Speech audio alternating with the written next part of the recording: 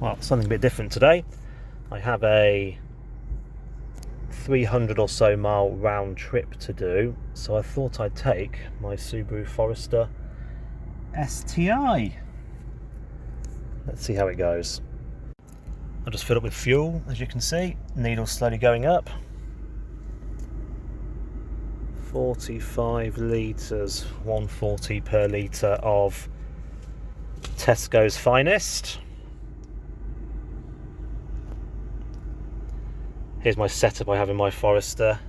I have Waze running on the top Android head unit, and I have music on the bottom there. So usually for a journey like this I'd probably take one of the other cars, but I've not used the Forester in a while on a long run, so let's give it a go. Pulled over just for a little stop in this beautiful stretch of countryside in Warwickshire, and the car's doing great. Oh, such a cool shot on this side profile.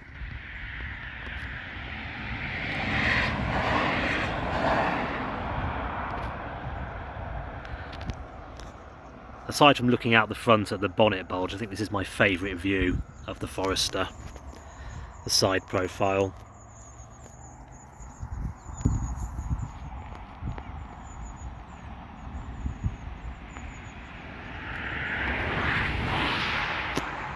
Right, we best be on our way.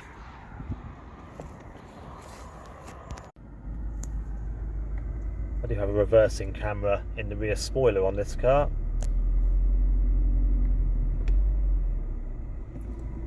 As you can see.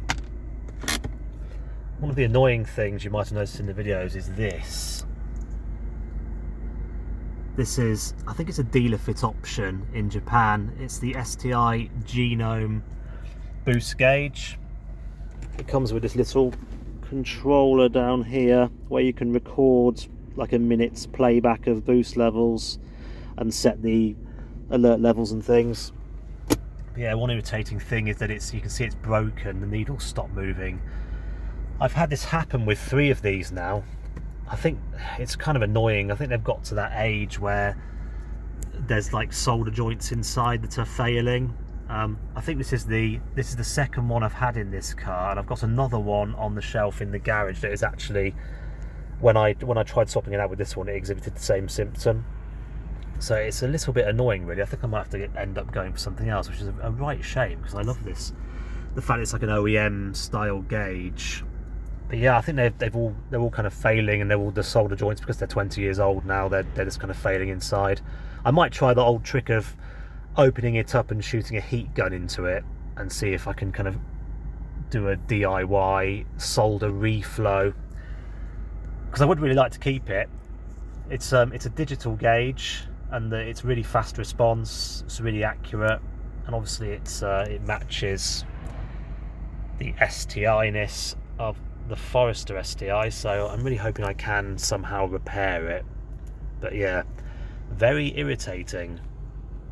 I think I've had about 2 of them from Yahoo Japan auctions now, and they're getting really thin on the ground to buy now, so yeah, I think its days might unfortunately be numbered if I can't get it repaired.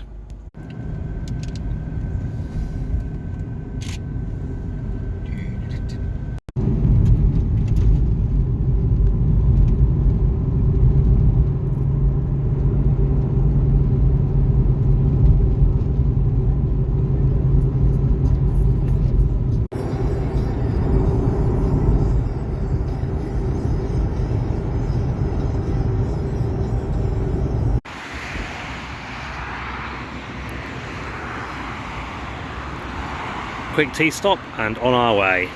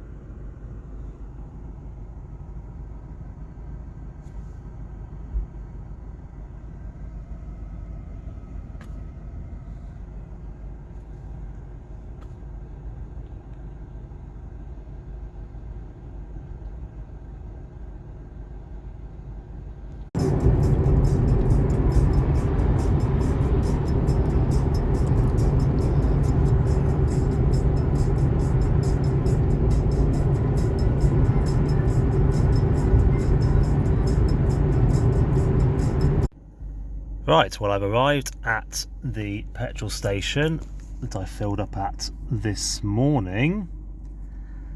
We have covered, let's have a look, 252 miles. So I'm at the same pump I was at this morning. I'm going to go brim the tank and we'll work out our MPG. Well, the calculations are done. We used 37.70 litres, and I believe that gives me a miles per gallon of 30.4. That was travelling at between 60 and 70 miles an hour, call it an average of 65.